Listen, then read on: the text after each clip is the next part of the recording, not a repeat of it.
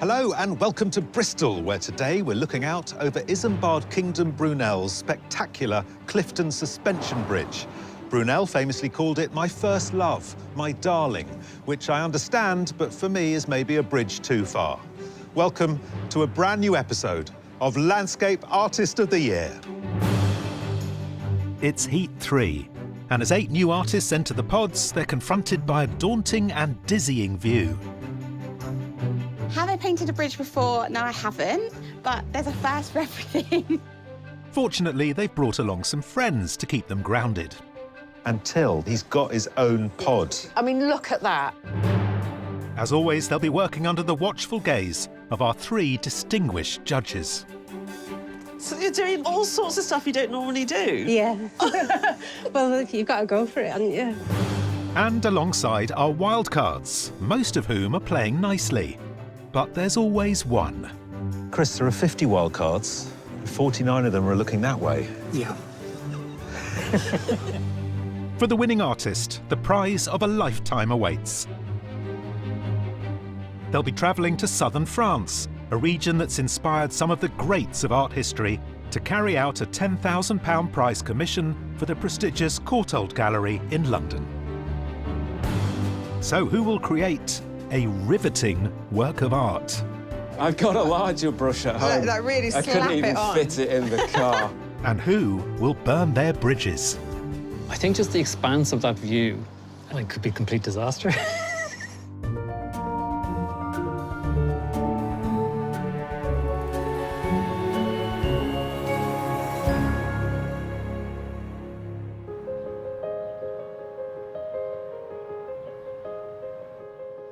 In Bristol today, we're joined by 8 competitors. Sarah Harris, a mixed media artist from Warrington. Printmaker Ian Cox, who lives in Devon. Stockport oil painter and illustrator Jonathan Hargreaves. And Kieran Guckian, a former web designer from Dublin. I switched careers about just over a year ago, going into art full-time, so to get this is huge, yeah. Also taking part today are Dan Wall, an expressionist painter from right here in Bristol. Gloucestershire artist Charlotte Kenyon. Chris Priestley, a writer and painter who lives in Cambridge. And from St Neots, contemporary landscape artist Jo Rance. I'm feeling excited, but fingers crossed I don't make something rubbish on the telly. Each artist has been chosen on the strength of a submission artwork, which they've brought along to display in their pods. And as they get set for the competition ahead... Oh, no. Failed at the first point. I can't even put my apron on. Each has their own strategy for success.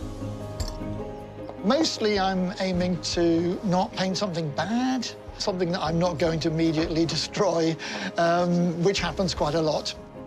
Today's unusual item is Till, who is my best friend and familiar, and he's decided to come along as well and do his own painting. In case mine is rubbish, he's going to enter on my behalf.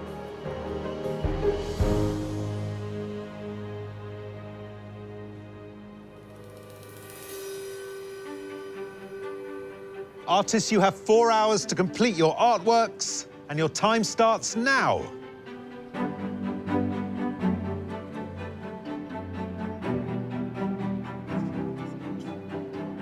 Can we take photos now? Can I go a bit further down there? Perched on the terrace of the historic Avon Gorge Hotel, high above the valley, today's artists are confronted by a breathtaking feat of 19th century engineering. Look at that. The dramatic span of Clifton Suspension Bridge dominates their view, stretching across the gorge above the pods. Brunel's towers frame either end, standing tall atop the densely wooded and vertigo-inducing valley sides that plunge to the River Avon below. It's all kind of very dramatic. The bridge took 30+ years to build, and we've got 4 hours to draw it. I like to get things just the way they are. So I'm a bit concerned about the number of trees, because that can cause problems.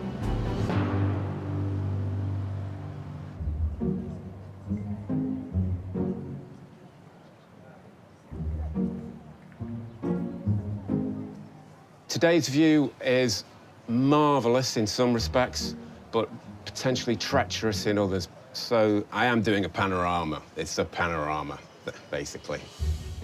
Jonathan Hargreaves cycled for Team GB before a gear change saw him become a full-time painter. His submission shows the view over Cadiz from the bell tower of the Spanish city's cathedral. Hi, Jonathan. You're right in here with all this architectural detail. Yeah. I love the idea of something that's panoramic, engaging.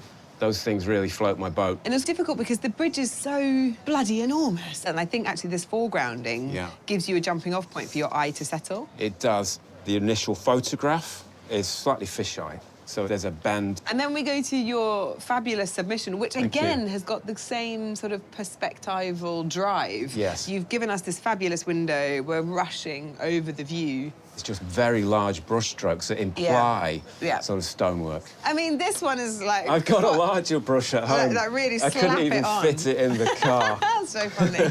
It's like for doing your downstairs loo.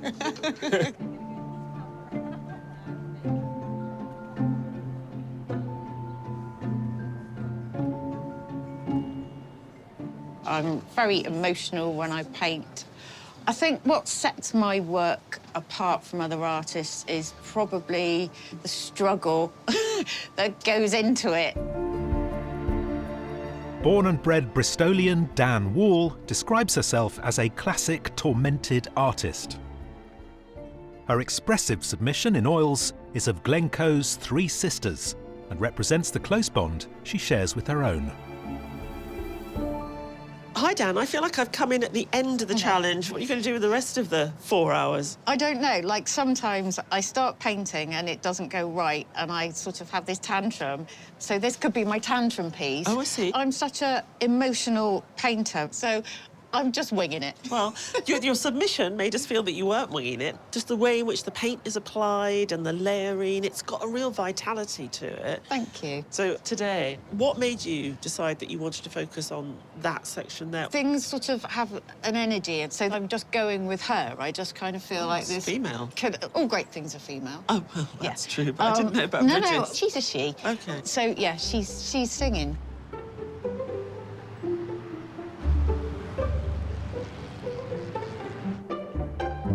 Spectacular, isn't it?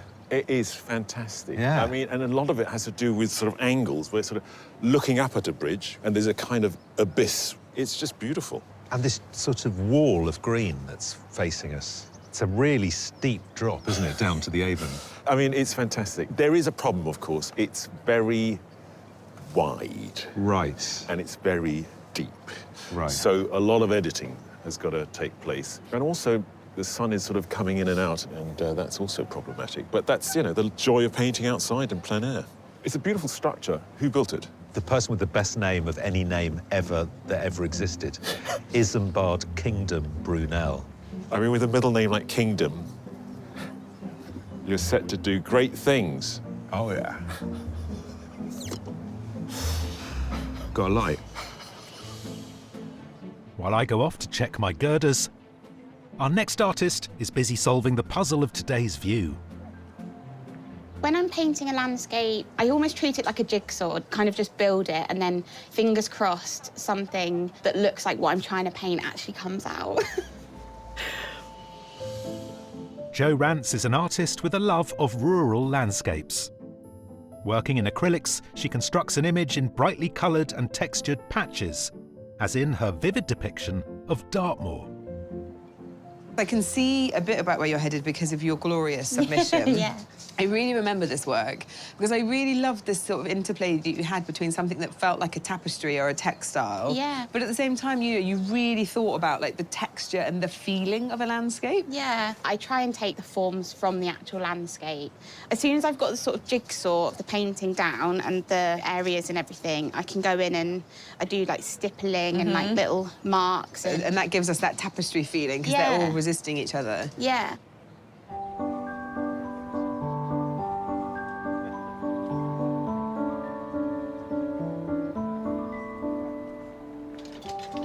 When I'm painting a landscape, I'm trying to capture a feeling of that place. Like, what does it feel like to be there? So, yeah, today I want to get the deepness of that gorge somehow, yeah, basically. Irishman Kieran Guckian became a full-time artist just 12 months ago. His atmospheric landscape depicts a mountain ridge and deep ravine in County Wicklow, and he's also aiming to get to the bottom of things today. Hi, Kieran. It's a very strange composition. You've decided to go for, like, the armpit in the sense of where the tower and the bridge meet. Yeah. What interests me is the way it sits in the landscape, and having the railway tunnel at the bottom really shows the height of this whole place. I like the way you can see just like how deep that is. So, Kieran, let's talk about your submission. Yeah. It is a stunning bit of painting. It's very dramatic. You're using a lot of contrast. That's up in a place called Glendalough, and that cliff face, when the sun hits over, it goes completely into shadow. And then as the day goes, bits come up. So today's painting will be a similar thing where you will be waiting for it to do certain things that you want it to do and capture those bits? Yeah, if I can, yeah. Okay. Just along the gorge, another 50 artists are also preparing to stare into the abyss. Our fearless wildcards. I haven't painted outside before, and it was really interesting to come and see the bridge in real life. You feel like how it's strong and powerful. There's lots of history behind this bridge, yeah. We're on a slope, which is interesting, and there's a tree. Chainsaw would be good. A place in the semi-final could be on the cards for the artist who produces the judges' favourite landscape. And as ever, it pays to be prepared. I am all set for today. I've got my pastels, 2 flasks, lunch nibbles. I've got my easel with the leg that falls off. Hopefully it's not going to blow over, because if it blows over, the leg will fall off. Let's hope our wildcards come up with something absolutely gorgeous. Sorry.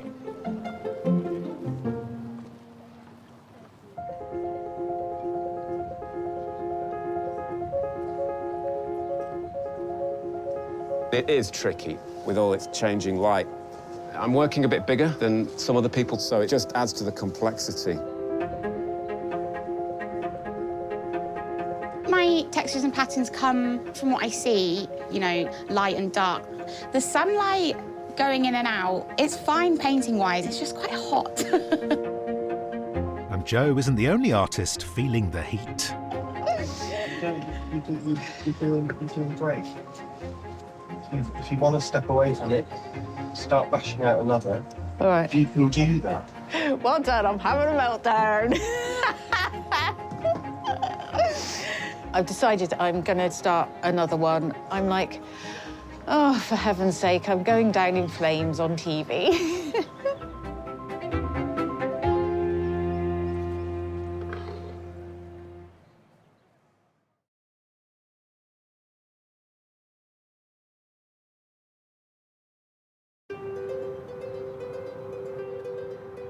High above Bristol's Avon Gorge, 8 artists are taking on the gravity-defying span of Clifton Suspension Bridge, which should suit our next artist down to the ground. I'm a bit of a mixture between like realism and a bit of surrealism, and I'm just looking at what shapes I can see and then see how everything else works around it. Sarah Harris sees the world in bold combinations of shape and colour, which she translates into vibrant and imaginative works of art, as in her submission painting of an urban view in Manchester. This is lovely and colourful and vibrant and a bit strange, and that's great. And I love the way that you've made us really think about the kind of architecture in a different way by creating these geographical shapes, which are, I guess, quite surreal, but also make sense. Yeah, it sort of just jumped out straight away. It looked like a tetrahedron rather than a column, so I wanted to convey that in the painting. Yeah. And a very large, distinctive submission, which really played with scale and played with colour and played with shape. So we're seeing you do all of that now, which is beautiful. Yes, I like to push the colours and pick out the hues that are sort of talking to me. It's just so vibrant. It's absolutely full of life.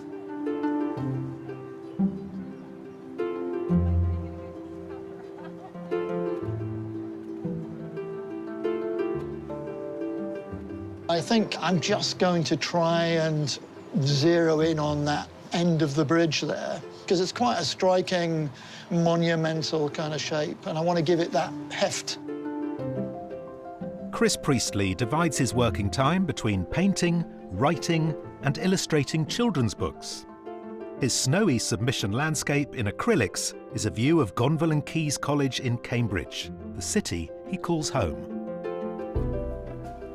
Chris, we've given you this very wide bridge. Yes. And you've chosen this tower on one end. Yes, I have. Why? Well, OK, I think trying to get the whole bridge in, it would have ended up a strange painting. And there's something about the monumental quality of that that just interested me, to try and get the weight of that coming out of the trees. That is also a lot of red, which seems counterintuitive. Yeah, I'm just trying to get some underpainting through that will hopefully warm the painting up. Right, I would like to talk about your submission, which Okay. is not unadjacent in composition to what you've chosen Yeah. today. We love this because of the structure and the weight of the building. So it's kind of interesting you've gone for the similar structure today. Yeah. We would like to see something as beautiful as your submission. OK, I'll try. On the nearby green, as always, the wildcards are doing it their way. So, Chris, there are 50 wildcards, and 49 of them are looking that way. Yeah. What's wrong with the bridge? It's just getting a bit crowded that way, really. Right. So I thought, Yeah. well, I'll have a go doing something completely different. Yeah? He doesn't like to follow the crowd. Yeah, I can see that. I like to be different. You like to walk your own path. Indeed. When I saw the picture, and I thought, my goodness, you know, we gave you this enormous bridge, and what have you done? You've done this tree. But when I look up from where you're sitting, you're absolutely spot on. That tree is phenomenal. It's a very nice tree. Yeah. I mean, I have snuck the bridge in the corner. I'm not ignoring where you've put us. Yeah. Even though I was tempted. You have an interest in skies, by the looks of it. I like a sky. I don't really like a bridge, if Well, I'm that's completely honest. A little unfortunate, as we've I know. plonked you next to one of the most famous bridges in the world. I know, I'm just looking at the view that he had while he was building it. OK. I feel like Isambard Kingdom Brunel. I feel like he's here, and you've gone, yeah, great bridge. Anyway, look at that sky.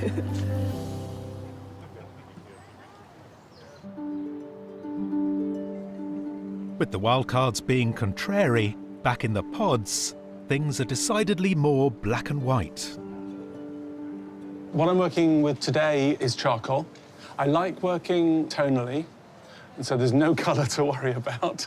And I like working in a lot of detail. So 4 hours is going to be an interesting challenge. Using fine charcoal pencils, Ian Cox's meticulous portrayal of Blackatour Copse in Devon took over 100 hours to complete. Needing to drastically reduce his working time today, he's come armed with a secret weapon. When I look at your submission, the level of detail and the sharpness of focus, I would never have guessed that it starts with this level of looseness and fuzziness. And Well, actually, I kind of need to explain that a bit. What I'm working with today is charcoal dust, and it means that I can work on quite a large scale and cover quite a lot of the work relatively quickly. And what I'll do as the thing goes on, hopefully, is to start using finer and finer charcoal pencil. yeah, I mean, it's so impressionistic in Yeah, a way, isn't yeah, it? I mean, is that what yeah. you're trying to capture at this Yeah, stage? yeah, A sense of yeah. the mood and the moment. That's right.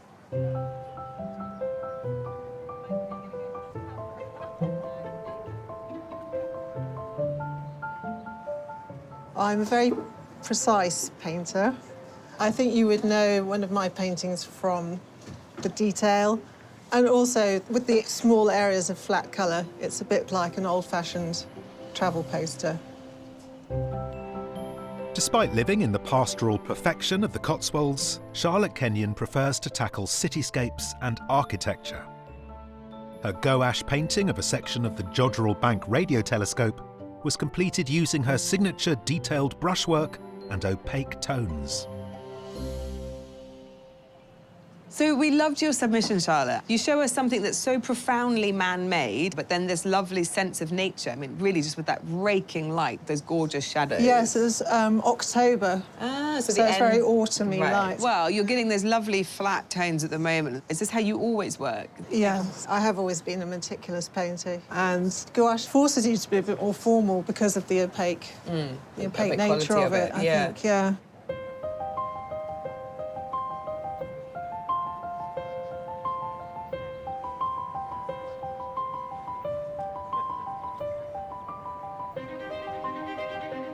Where I can lose myself is when I start working on the detail. So it's kind of working across the whole canvas, kind of fairly evenly, so that I don't get caught out by time.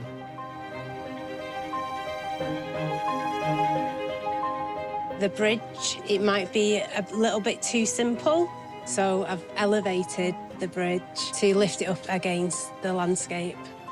Personally, I don't think it's too dramatic, but we'll see.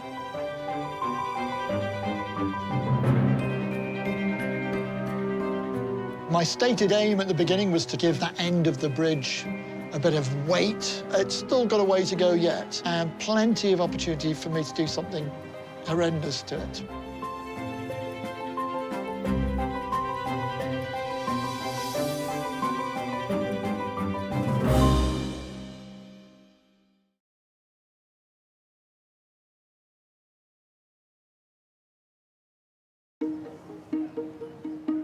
From their precipitous position overlooking the Avon Gorge, 8 artists are depicting Bristol's famous Clifton Suspension Bridge. And as the halfway point approaches, are they happy with the decisions they've made so far? Spent so long working out the bend and perspective of that balustrade. I've got to admit, I'm finding the stonework tricky, really tricky. Still got quite a lot of marks to make. Currently stippling with my paintbrush. What could still go wrong? Not finishing it.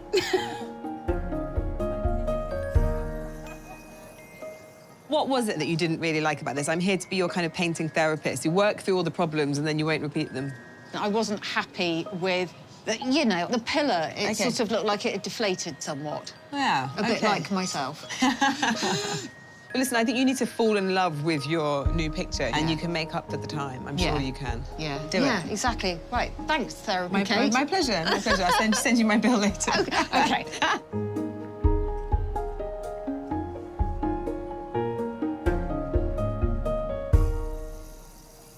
So how do you think it's going? I'm just a bit surprised that we've got this incredibly wide thing going across this very deep gorge, and so many of them are focusing on the one tower. The paintings have such different feelings. It's extraordinary. So Chris has given us a portrait form, one tower. How's he doing? What I would say is that he needs to look a little bit harder because there's something about the shape of the tower that he's not quite got. It feels a bit lightweight to me. I think it's interesting because I sort of think the opposite. I quite like the fact that Chris doesn't really worry himself too much about the perspective and the geometry, and I worry that if he kind of overworks exactly how that piece of architecture is, then he'll lose the sense of how it feels. Ian's submission was full of detail. We're not going to get that level of detail today, are we? No, that submission was 100 hours. The thing that I'm slightly worried about with Ian is that he's already getting quite fussy and we're only at lunchtime. I don't think he can really help himself. Having said that, I like the composition. You do get the expanse and the emptiness on the right, so it's all there. Charlotte seems to find an elegance in architecture, doesn't she? Yeah, I think it's interesting you use the word elegant. I'd use polite. It's very polite. Oh, that's such a good word. You're looking at me like you don't like it, do you? I do like it. No one crosses continents to see something polite. Maybe not, but I think I would like to see something a bit. I just want to see. Ruder. I'd like, yeah, we want it to be a bit more rude. I want her later. to get into it a little bit more. The gouache is used for illustration, its precision, its flatness. I think Charlotte's work is very actually correct, but not particularly exciting.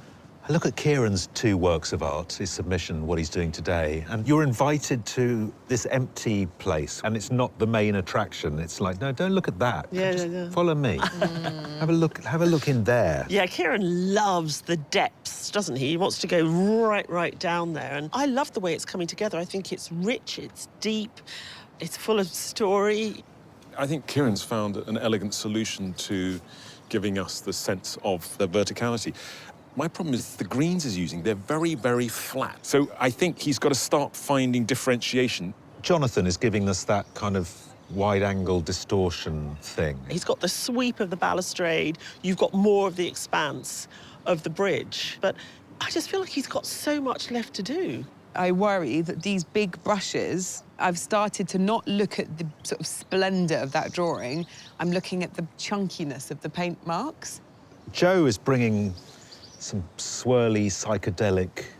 Well, are you having a good trip or a bad trip when you look at her work? I think it's like a tapestry. Yeah, the way I Jo do. puts things together, it's like, you know, she's taken little bits of textile and sewn them all together. But funny enough with Jo, I think she has got the sense of looking up at this rather monumental structure. And the colour is turned up to beyond 11, but the actual place, I am there, I feel it. Then we have Dan and Till. Dan started one, she binned it, moved on to a second one. I think Dan put so much of herself in the picture that if she's not feeling that painting, it's going nowhere. The second one feels much more spirited. Yeah, I love the way Dan puts paint down. She's not afraid of it. But the tower takes up a central position on quite a small canvas, and it's kind of simple. She's got to work a bit more with it. Sarah has the tower on an inverted pyramid hanging in the air. Yeah. Is the hovering bothering? Ooh. Yeah, it is the Clifton Suspension Bridge. Yeah. It's just in a very radical language. I hope she can pull it off. You know, give me more geometric shapes, incredibly sort of hallucinatory colours, and I'm very happy. But when it comes to judging, it's a very different way of treating landscape. And to judge that against the others, I think will be very tricky.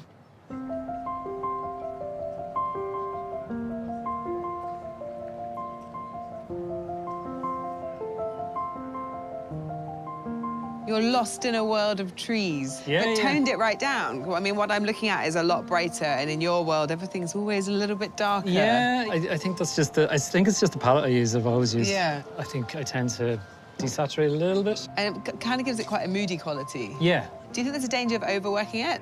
Totally, Yeah. 100%. Yeah. That's invigorating. Terp's nose. Thanks, assistant. I love that bridge, but what's that behind it? Yeah, it's a bit of a halo, just to sort of say that this is the star of the show, and Right. this is what you want to look at. Sort of Okay. thing. Not look like. You don't want to look like a bridge.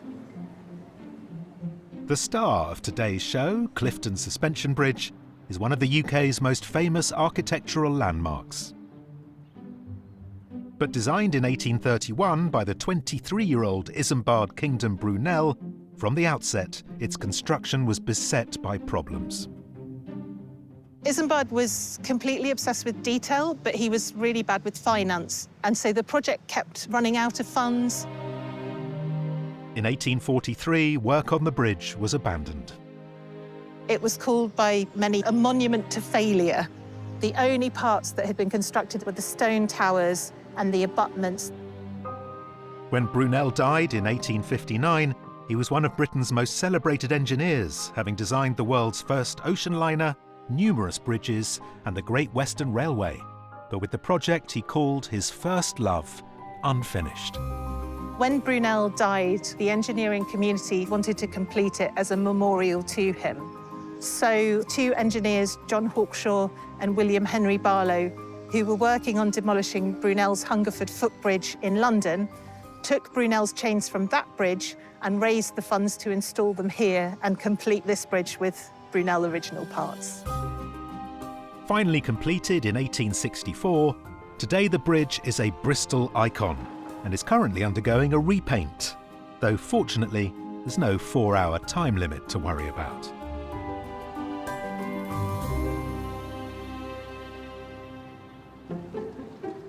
Back on the green, the wildcards are nearing the end of their day's painting. Charmaine, you've got this sort of vorticism thing going on in the sky. with all the fragmentation of the clouds. We've had a day where it's been grey at times, and then you've had a flash of blue and the sun comes out like now. So I've tried to embody a bit of everything into it. Well, I love what you've done. Oh, it's a very strong so piece. Hello, Charlotte. Hello. Look at the bold and beautiful colours. Yeah, so I like using the primary colours mostly, Yeah. and using as little kind of black and white as possible. Fair enough. Have you chatted to many of the other artists? I have, yeah. Everyone's really, really lovely. Painting's quite solitary some of the time, so being in a massive group of people is really nice. It's now up to the judges to select their favourite work.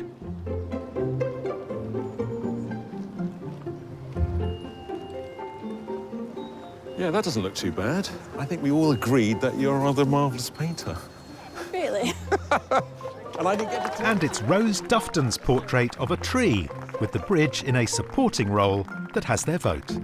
You have a really nice way of putting paint down, and it was kind of that sunny part of the day where everything was sort of just vibrating. It's just very delicate and very sort of evocative of today, so well done. Totally, you got smart. Thank you so much. No, well, it's been a pleasure watching you work. I am feeling shocked, very happy, and like it's not real. Am I allowed to say I'm going to have a big glass of wine? Oh, yeah. Good. Okay, it might be a bottle of wine. Rose from Leeds will go into a pool of wildcard winners to be in with a chance of a pod in the semi-final.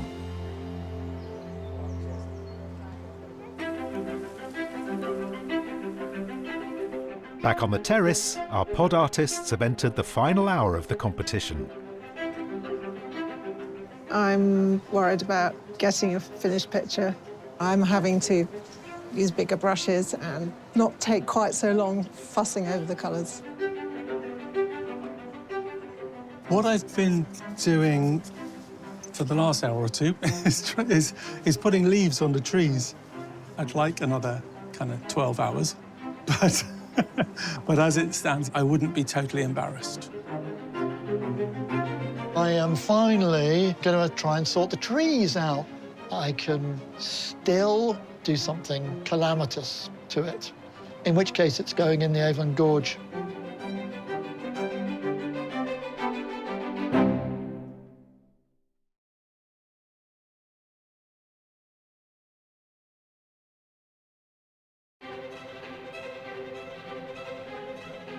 Above the Avon Gorge, 8 artists are approaching the end of their Clifton Suspension Bridge challenge. Actually make that 9 artists. And Till, he's got his own pod. I know. I mean, look at that. Is his relationship to art, you know, does he work at it like you? No, I wish I had less of my struggle and more of his... His laissez-faire attitude. Exactly.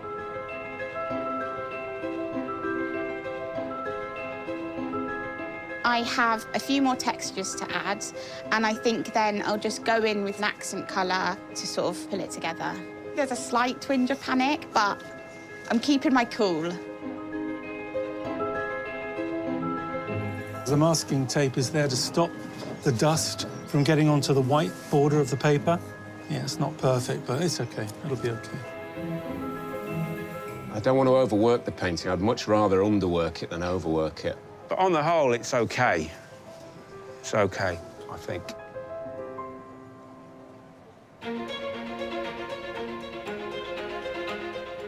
Artists, you have 5 minutes left. 5 minutes. It would be quite easy to lose the light effect that I have. Just by overworking it, you know, it could be a complete disaster. I haven't put any highlights on the trees, so I'm gonna just chuck those in, maybe make the shadows a bit deeper. But yeah, just getting through it.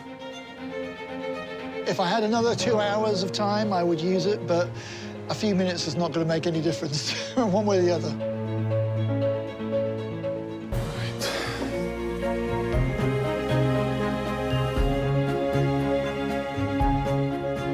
If anything's gone right already has.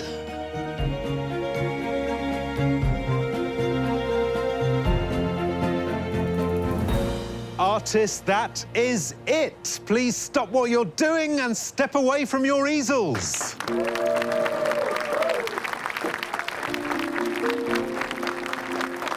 What a day. I think today just reaffirmed my love for painting.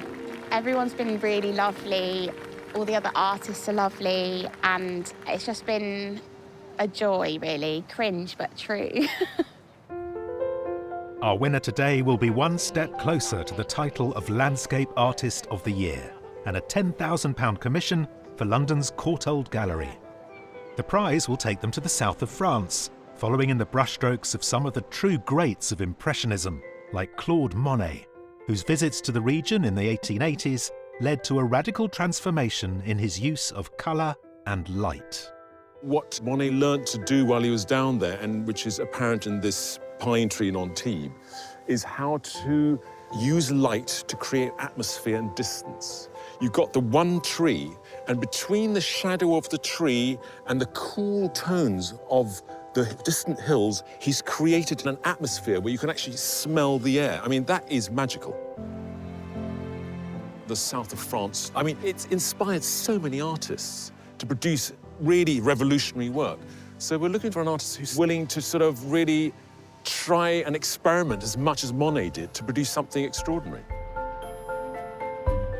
For now, in the southwest of England, the judges need to decide who will make it through to the semi-final. They start by narrowing the selection down to a shortlist of 3. I think this is one of the strongest examples that we've had if we give the artists this really kind of iconic view, and they each give us 8 very, very distinct pictures. What I find interesting about the tower is how some of them got it and some of them didn't. And when I look at sort of Chris's work, actually there's a likeness to his that isn't quite as rooted as I think he wanted it to be. I don't think you get that monumentality, but at the same time, I think the way that he's treated all the trees is so lively. And I think out of all of the artists today, he actually found the most dramatic shadows. In contrast, Ian's done something which is almost forlorn. I mean, this black and white noir scene of something that looks almost abandoned. I like the way Ian's tower is situated within the wooded hillside. I do miss that finesse in his submission, but it's a great sense of space. The longer I look at Charlotte's painting, it's got Chinese elements, doesn't it? Sort of that vertical scroll. I find it very illustrative, but there's a lot of invention in it as well. I think I underestimated Charlotte. It's not as tight as her submission, and I really like that looseness. With Kieran's work, he's taken us right down to the bottom. Yeah. I'm lost in the story that sits around it. The observation of light and colour, I think, is really impressive. I mean, it's a very, very dramatic crop. Like, OK, you gave me this really famous bridge. I'll give you a tiny bit. I'll give you the feet. I mean, the kind of audacity of that. Jonathan, I mean, this is a sunny terrace in the south of France, isn't it? You say, give me the job. I think one of the artists who decided, let's give them the width. I love the way he's used that fisheye to lead us into the space. Yeah. The accomplishment of this drawing is so sophisticated, it's so clever, and then suddenly you feel like I wouldn't walk across that bridge. It's too scary, you know, like I need a bit more delineation. It didn't surprise me to learn that Jo studied textiles. Right, there we go. So, you know, she's broken it down into very organic shapes, so somehow it still holds true to the fact that it was foliage and trees behind. For me, this is the most beautiful bridge. That pale turquoise, the way that the light's falling on it, everything's just beautiful to look at. I'm really pleased that Dan had the courage to start again. She's given us a sky that feels full of feeling. You've got an artist who is the work, and you read that through the freneticism of the way in which the paint's applied. I think Dan's been incredibly successful of bringing herself into the work. Sarah's given us a kind of otherworldly version of today, but I don't buy the sun or whatever that is behind the tower. It just seems incongruous to me. That bit feels incongruous. That's the bit that I can't. Pyramid and the floating tower. The pyramid's great. It's such a clever, inventive thing. She was actually painting from life at some point. So a lot of coming together of disparate languages to make something remarkable. Maybe it's a painting of what this place will look like in 200 years. Yeah, but the question, will you walk on a floating bridge in 200 years? With a lilac sky, yeah.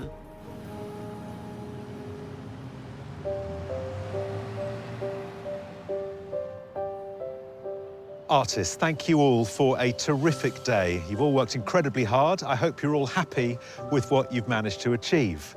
The judges have decided on a shortlist. The first artist is Kieran Guckian.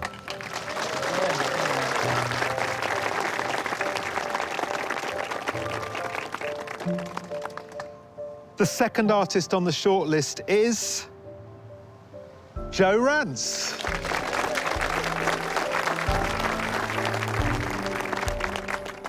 And the third artist is Sarah Harris.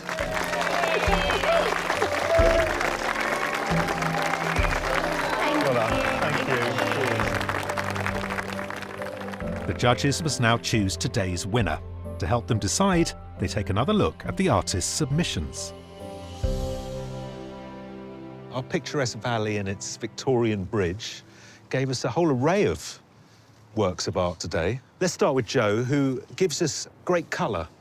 Yeah, it's really interesting seeing how similar her submission and today's painting is. The use of emptiness with textures, but then she matches them with this crazy sort of embroidered foreground, and it works. And I think what's really important looking at Jo's two works together is that you understand that this mark making isn't decorative. There are qualities in this that are quite literal. Even though, yeah, I mean, I think, particularly under the bridge with the brown and the green trees, that's more literal than you would expect her to do if you looked at her submission, which is a little bit further out there.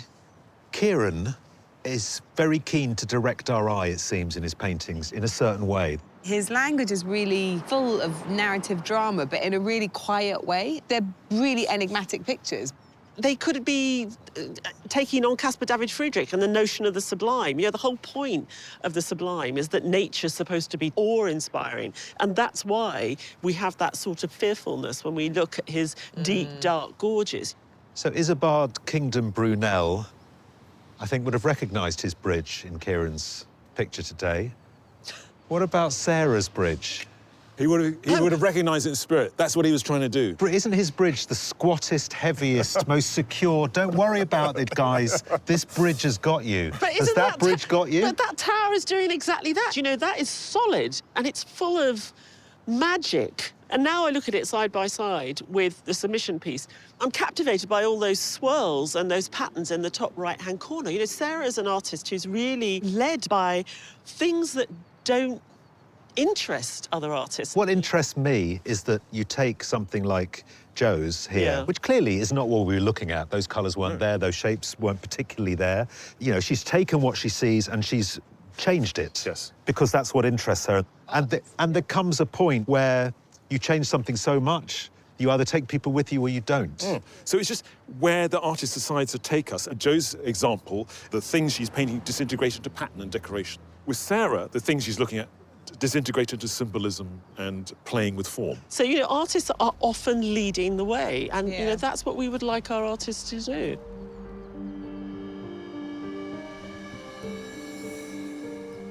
Jo, Kieran, Sarah, congratulations on getting to this stage. It's a real achievement to get to the shortlist. But only one of you can go through to the semi-final, and that artist is...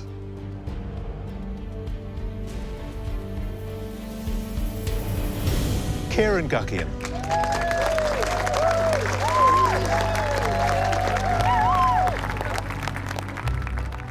I'm in total shock, honestly. I was not expecting to win today. It's amazing, yeah. Well done. Thank you so much. It means everything, because it can be scary at times, you know, trying to do this full time, and you can doubt yourself. So huge confidence boost, yeah. It's absolutely, yeah, wonderful. Thank you so much. Kieran's got a really strong grasp of what makes a really good landscape painting. He's got a really delicate touch, he's really good at composition, and he looks really, really hard. In sending our winning artist to the south of France, we're not looking for an artist that's going to repeat or imitate what's come before. And I think that really intense looking gives me a confidence that he can give us heat, dry lands, vineyards, mountains, and blue sea. Very confident.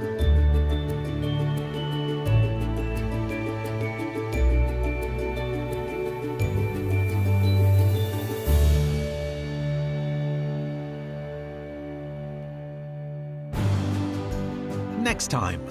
Join us and 8 new artists in the heart of London for our liveliest landscape ever. There's a lot going on. With 4 hours, it's tight. Who will keep their cool? What will be now. The die is cast. And who will let the pressure go to their head?